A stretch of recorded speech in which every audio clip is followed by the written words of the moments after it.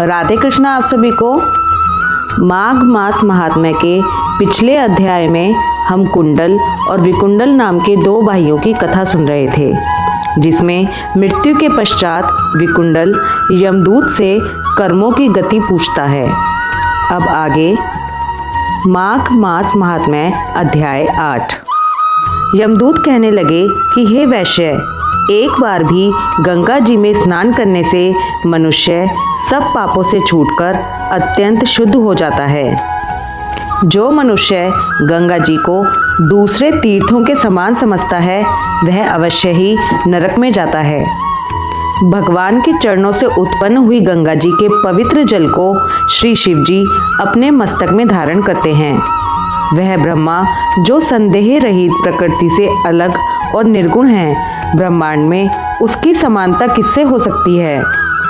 गंगा जी का नाम हजारों योजन दूर से ही लेने वाला नरक में नहीं जाता। इसलिए मनुष्य को अवश्य ही गंगा जी में स्नान जरूर करना चाहिए। हे वैश्य, जो ब्राह्मण दान लेने का अधिकारी होकर भी दान नहीं लेता, वह आकाश के नक्षत्रों में चंद्रमा के समान है। जो कीचड़ से गौ को निकालता है, जो रोगी की रक्षा करता है, या जो गौशाला में मरता है, वह आकाश में तारा होता है। प्राणायाम करने वाले मनुष्य सदैव उत्तम गति को प्राप्त होते हैं। प्रातः समय स्नान के पश्चात जो 16 प्राणायाम करते हैं, वह घोर पापों से बच जाते हैं। जो पराई स्त्री को माता समान मानते हैं, वह यम की यातना को नहीं भोगते। जो मन से भी कभी पर स्त्री का चिंतन नहीं करता, वह दोनों लोकों को अपने अधीन करता है। जो पराये धन को मिट्टी के समान समझता है, वह स्वर्ग में जाता है। जिसने क्रोध को जीत लिया, मानो उसने स्वर्ग को ही जीत लिया। जो माता पिता की सेवा देवता तुल्य करता है, वह यमद्वार नहीं देखता। और जो गुरु की सेवा करते हैं, वह ब्रह्मलोक को प्राप्त होते हैं। शील की रक्षा करने वाली स्त्री धन्य है। शील भंग करने वाली स्त्री यमलोक जाती है।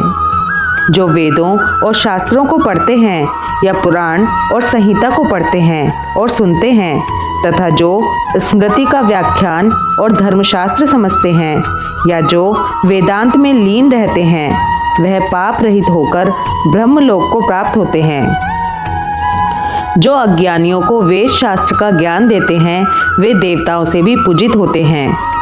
यमदूत ने कहा कि वैश्य, श्रेष्ठ यमराज ने हमको वही आज्ञा दे रखी है कि तुम किसी वैष्णव को मेरे पास मत लाओ। हे वैश्य, पापी लोगों को इस संसार रूपी नरक को पार करने के लिए भगवान की भक्ति के सिवाय दूसरा और कोई उपाय नहीं। भगवान की भक्ति न करने वाले मनुष्य को चांडाल के समान समझना चाहिए। भगवान के भक्त अपने माता पिता दोनों के कुलों को तार देते हैं और उनको नरक में नहीं रहने देते। और जो मनुष्य वैष्णव का भोजन करते हैं, वे भी भगवान की कृपा से श्रेष्ठ गति को प्राप्त होते हैं। बुद्धिमान को सदैव वैष्णव का अन्न खाना चाहिए। इससे बुद्धि पवित्र होकर मनुष्य पाप नहीं करता। गोविंदाय नमः इस मंत्र का जाप करता हुआ जो मनुष्य मृत्यु को प्राप्त होता है, वह परम धाम को प्राप्त होता है। इसमें कोई संदेह नहीं है। जो सदैव ओम नमो भगवते वासुदेवाय इस मंत्र का जाप करता है, उसके बड़े बड़े पाप भी नष्ट हो जाते हैं।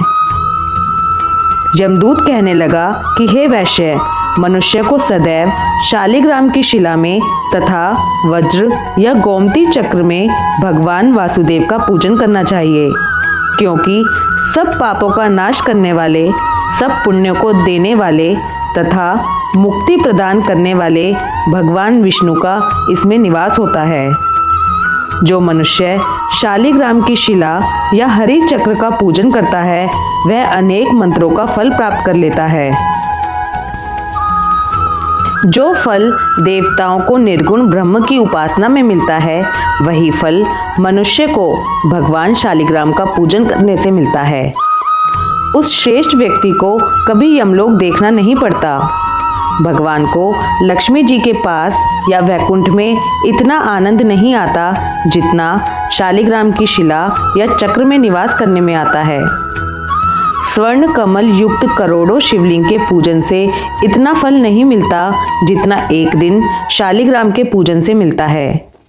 भक्तिपूर्वक शालिग्राम का पूजन करने से विष्णु लोक में वास करके मनुष्य चक्रवर्ती होता है। काम, क्रोध, लोभ, मोह, अहंकार से युक्त होकर भी मनुष्य शालिग्राम का पूजन करने से वैकुंठ में प्रवेश करता है। जो सदैव शालिग्राम का पूजन करते हैं वह प्रलय काल तक स्वर्ग में वास करते हैं। जो दीक्षा, नियम और मंत्रों से चक्र में बलि देता है वह निश्चय करके विष्णु लोक को प्राप्त होता है। जो शालिग्राम के जल से अपने शरीर का अभिषेक करता है वह मानो संपूर्ण तीर्थों में स्नान करता है। गंगा, रेवा, गोदावरी सबका जल शालिग्राम में वास करता है। जो मनुष्य शालिग्राम की शिला के सम्मुख अपने पिता का श्राद्ध करता है उसके पितर कई कल्प तक स्वर्ग में वास करते हैं। जो लोग नित्य शालिग्राम की शिला का जल पीते हैं वे हजारों बार पंचगव्य पीने के समान फल पाते हैं। यदि शालिग्राम की शिला का जल पिया जाए तो सहस्त्रों तीर्थ करने से क्या लाभ। जहाँ पर शालिग्राम है वह स्थान तीर्थ स्थान के समान ही है। वहाँ पर किए गए संपूर्ण दान, होम करोड़ों गुना फल को प्राप्त होते हैं। जो एक बूंद भी शालिग्राम का जल पीता है वह दोबारा मृत्यु लोक में जन्म नहीं पाता, अर्थात गर्भाशय में नहीं जाता।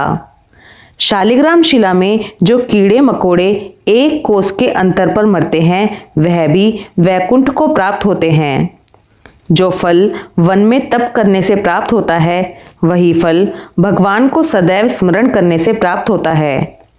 मोहवश अनेक प्रकार के घोर पाप करने वाला मनुष्य भी भगवान को प्रणाम करने से नरक में नहीं जाता। संसार में जितने तीर्थ हैं और पुण्य स्थान हैं भगवान के केवल नाम मात्र के कारण से प्राप्त हो जाते हैं। माघ महात्म्य अध्याय 8 समाप्त।